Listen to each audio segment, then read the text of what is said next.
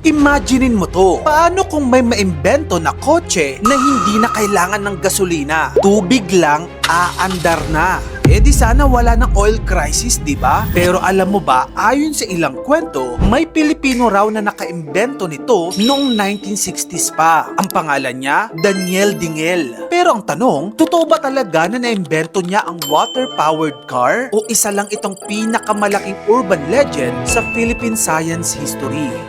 Noong dekada 80, sumikat ang Pinoy inventor na si Daniel Dingel dahil sa kanyang naimbentong teknolohiya na kayang magpatakbo ng sasakyan gamit lang ay tubig. Si Daniel Dingel ay isang Filipino inventor mula sa Manila na nagsimulang mag-claim noong 1960s na nakagawa daw siya ng sasakyan na tumatakbo gamit lang ang tubig bilang fuel. Ayon sa kanya, ang sistema raw ay ganito. Kukuha ng tubig, ihihiwalay ito sa hydrogen at oxygen. Tapos ang hydrogen ang gagamitin bilang fuel ng makina. And to be fair, may isang parte ng claim na totoo naman sa science talaga. Ang hydrogen ay pwedeng gamitin bilang fuel. In fact, may mga modern cars ngayon tulad ng Toyota Mirai na gumagamit na ng hydrogen fuel. Pero dito na pumapasok ang malaking problema. Ang tubig ay hindi fuel. Sa chemistry kasi, ang tubig ay resulta ng pagsunog ng hydrogen. Ibig sabihin, para makuha mo ulit ang hydrogen mula sa tubig, kailangan mong gumamit ng energy para paghiwalayin ito. Ang proseso na ito ay tinatawag na electrolysis. Pero ang catch, mas maraming energy ang kailangan para paghiwalayin ang tubig kesa sa energy na makukuha mo kapag sinunog mo ang hydrogen. Okay, kung nahihirapan ka ng intindihin ito, sa mas madaling salita, hindi pwedeng maging free fuel ang tubig kasi nilalabag nito ang basic laws of thermodynamics. At dito nagsimulang magduda ang maraming scientist at engineers kay Daniel Dingel.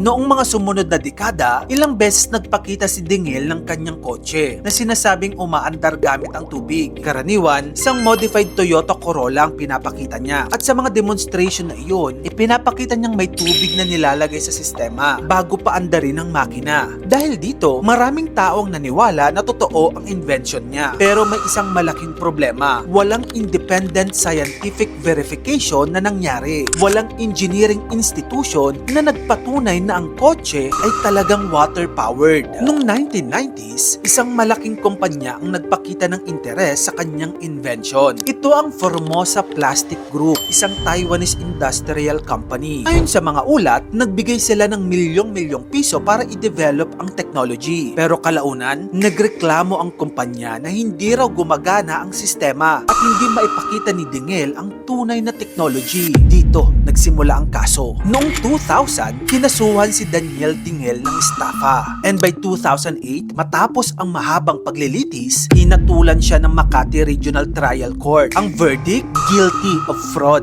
Ayon sa korte, nabigo siyang patunayan ang kanyang sinasabing technology at nalinlang niya ang mga investors. Sinentensyahan siya ng 20 years imprisonment. By 2010, namatay si Dingel habang inaapila pa ang kaso. So ang tanong, totoo ba ang water car? Hanggang ngayon, wala pang scientist o engineer sa buong mundo ang nakagawa ng kotse na tubig lang ang fuel. Opo, may hydrogen cars, may electric cars, may hybrid cars. Pero water-powered car, wala pa. Kung gusto mo pa ng mga ganito pang klaseng contents, dito lang yun sa channel ko, kaya follow ka na. Mag-subscribe ka na rin sa aking YouTube channel. Yun lang, maraming salamat sa panonood mga kamagkano.